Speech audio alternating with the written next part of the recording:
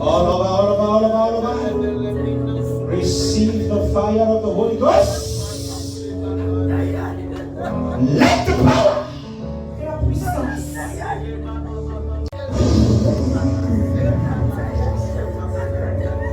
Bonjour, peuple de Dieu. Nous savons que beaucoup d'entre vous ici sont les enfants de Dieu. Nous savons que beaucoup d'entre vous ici sont ceux-là, un jour ou un autre, ils ont décidé de prier Dieu ou bien ils ont accepté Dieu devant les hommes. Mais il arrive parfois à cause des situations de la vie, beaucoup de gens se sont retournés, peut-être à cause des enfants, peut-être à beaucoup réfléchi à cause de la santé ou bien à cause de je vais manger quoi demain, ils ont oublié la voix de Dieu. Alors le Seigneur nous envoie aujourd'hui à Tanambala pour vous rappeler votre premier amour, celui qui vous a créé et celui qui a donné son sang, qui a donné sa vie pour vous. Alors, il fut une époque où tout allait mal, et il y a une époque où tout allait mal. Les hommes étaient sur le point de périr. Tout allait très mal. Dieu a décidé de donner son fils afin que les hommes soient rachetés. Nous savons tous que ça c'est le message que tout le monde connaît. Alors nous voulons vous parler de Jésus-Christ, celui-là qui est mort sur la croix pour toi. Celui-là qui est mort sur la croix pour tes péchés. Amen. Que Dieu te bénisse, maman. Celui-là qui est mort sur la croix pour tes péchés. Celui-là qui est mort sur la croix pour que tu aies la vie. Jésus-Christ. Alors, la question que nous nous posons, peuple de Dieu, enfant de Dieu, c'est que beaucoup de gens se disent chrétiens, mais ils sont encore sous le joug de la pauvreté. Beaucoup de gens se disent chrétiens, mais ils sont sous le joug de l'esclavage, sous le joug du péché, sous le joug de tout ce qui est mauvais. Comment est-ce que tu peux être chrétien, mais ta vie ne donne pas compte de regarder, ne voit pas une image d'un chrétien? Pourtant, nous savons qu'en Dieu, c'est dans Dieu que se trouvent toutes choses. L'or et l'argent appartiennent à Dieu. La bénédiction appartient à Dieu. Les enfants appartiennent à Dieu. La réjouissance appartient à Dieu. Mais pourquoi toi tu te dis chrétien, mais les choses vont mal dans ta vie? Est-ce qu'il n'est pas question ici d'essayer d'examiner ta vie? Tu te dis chrétien, chaque jour tu vas arrêter le péché, mais tu ne peux pas arrêter ce péché. Qu'est-ce qui se passe dans ta vie? Peuple de Dieu, ma soeur, Tanamala, tu dis que tu étais chrétien un jour, mais tu te retrouves encore en train de faire des choses qui ne sont pas bien. Mais tu sais bien que ce que tu fais n'est pas bien. Mais tu continues à faire cela. Alors pose-toi la question, est-ce que je suis vraiment chrétien? Tu dis que tu es chrétien, c'est toi qui fumes le champ. Est-ce que je suis vraiment chrétien? Tu dis que tu es chrétien, c'est toi qui sors avec les maris de Crouy. Est-ce que je suis vraiment chrétien? Tu dis que tu es chrétien, tu dis que tu es chrétien. Mais là on parle de la sorcellerie. Là on parle du Congo, ça tu te retrouves dedans. Est-ce que je suis vraiment chrétien? Jésus-Christ te pose la question aujourd'hui. Est-ce que tu es vraiment chrétien? Est-ce que pour une fois tu n'as pas envie de changer? Est-ce que pour une fois tu n'as pas envie de changer? Peuple de Dieu, peuple de Tanambala, nous voulons vous dire qu'il y a un homme qui est venu mourir sur la croix pour vous. Lui, il n'a pas tenu compte de vos péchés. Il n'a pas regardé si c'était toi le plus grand sorcier de ton village. Il n'a pas regardé la prostitution que tu fais. Il n'a pas regardé les mauvaises choses que tu fais. Mais il a décidé qu'aujourd'hui, il veut te sauver. Alors il est parti sur la croix. Il est mort sur la croix pour toi. Il est mort sur la croix pour toi. Et chaque jour, lorsqu'on vient prêcher la parole de Dieu, beaucoup de gens se disent que les gens n'ont rien à faire. Ce n'est pas parce qu'on n'a rien à faire, c'est parce que le Seigneur veut te dire encore aujourd'hui qu'il est tellement amoureux et il a envie de changer ta situation. Peu importe ce que tu traverses aujourd'hui, Jésus-Christ peut changer ta situation. Jésus-Christ peut changer ta situation.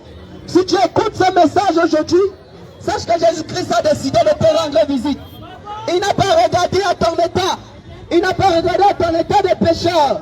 Il n'a pas regardé à ton état de faiblesse. Mais il a décidé que cette faiblesse-là, il veut la transformer en force pour toi. Il a décidé que la stérilité qui est dans ta vie, qu'il la transforme en un produit qui est très bien, à une fécondité. Voilà ce que Jésus-Christ a décidé pour toi. Alors, ne regarde pas ton état. Ne dis pas que je suis enfant de la rue. Ne dis pas que je n'ai pas là où dormir. Jésus-Christ a tout prévu pour toi. Amen, amen. Je voudrais que nous puissions tous lire le livre de Jean chapitre 1. À partir du verset 1, ça c'est un livre que tout le monde connaît. Jean chapitre 1, verset 1. À partir du verset 1.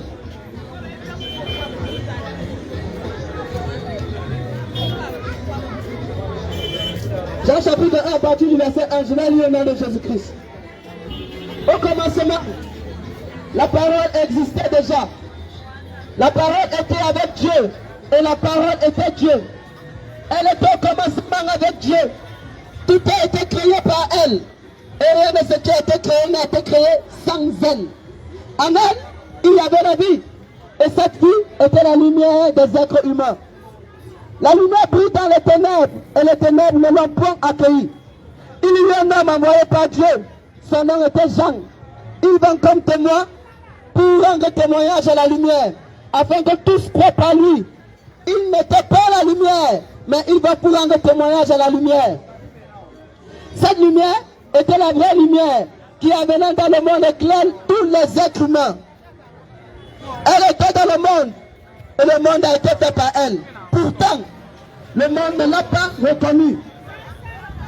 Elle est venue chez les siens et les siens ne l'ont pas acceptée. Mais à tous ceux qui l'ont acceptée, à ceux qui croient à son nom, elle leur a donné le droit de devenir enfants de Dieu.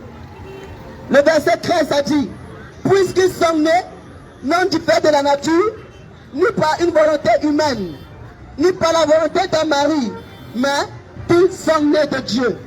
Je voudrais qu'on arrête là. La Bible dit au commencement était la parole. La parole était avec Dieu et la parole était Dieu. Ça veut dire qu'il n'y avait pas de séparation entre Dieu et la parole. Si on essaie de ramasser, vous verrez que ce que la Bible dit là, que c'est quoi? C'est qu'au commencement, Dieu était la parole. Et nous tous, nous avons été faits par cette parole. Nous tous, nous avons été faits par cette parole.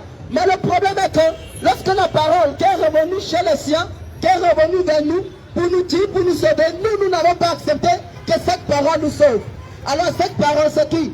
Cette parole, c'est Jésus-Christ qui est venu sur la terre, afin que toi tu aies la vie parce que tu as été créé par lui. Tu as été créé par Jésus-Christ pour manifester et célébrer la gloire de Dieu. Alors tu as été créé par Jésus-Christ pour qu'il n'y ait plus de souffrance dans ta vie. Tu as été créé par Jésus-Christ afin de te réjouir pleinement dans ta position de créature et d'enfant de Dieu.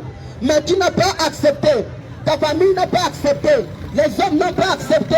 Jésus-Christ est revenu vers toi pour te montrer sa lumière. Tu n'as pas accepté sa lumière. Beaucoup de gens n'ont pas accepté sa lumière. Alors la Bible dit qu'il était écrit verset 12. Mais à tous ceux qui l'ont accepté, il dit tous, à tous ceux qui l'ont accepté, il a dit tout le monde, peu importe ton rang social, peu importe ton niveau d'études, peu importe ta manière de fonctionner, peu importe ta taille, peu importe ton temps.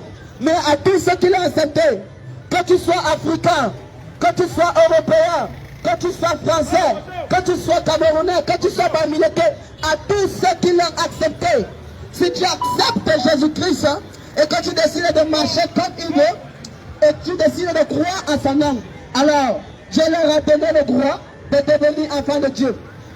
En d'autres termes, la Bible dit, je leur ai donné le pouvoir de devenir enfant de Dieu. Alors lorsque tu deviens enfant de Dieu, tu as un certain pouvoir. Lorsque tu deviens enfant de Dieu, tu as le pouvoir de marcher sur les serpents et sur les scorpions.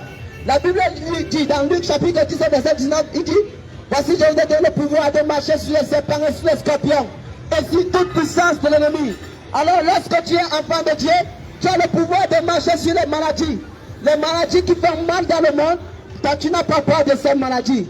Lorsque tu deviens enfant de Dieu, tu as le pouvoir de marcher sur les sorciers de ton village. Aucun sorcier ne peut plus rien te faire. Lorsque tu deviens enfant de Dieu, tu as le pouvoir de dominer sur le péché. Beaucoup de gens n'arrivent pas à dominer sur le péché. Beaucoup de gens veulent changer, mais ils n'arrivent pas à changer. Parce que la seule puissance qui peut leur permettre de changer vient de Dieu. Combien de fois tu as voulu arrêter le chanvre? Combien de fois tu as voulu arrêter de prendre la drogue? Mais tu n'arrives pas à arrêter de prendre la drogue. Sache que tu ne peux pas arrêter de prendre la drogue par toi-même. Il te faut une puissance extraordinaire qui pourra te permettre d'arrêter de faire ce qui est mauvais. Alors lorsque tu acceptes Jésus-Christ, lui il te donne le pouvoir d'arrêter le péché. Il te donne le pouvoir d'arrêter la prostitution. Parce que tu ne peux pas arrêter la prostitution par toi-même. Par toi-même, tu ne peux pas arrêter la prostitution. Mais si tu acceptes Jésus-Christ, lui, il va te donner le pouvoir d'arrêter la prostitution.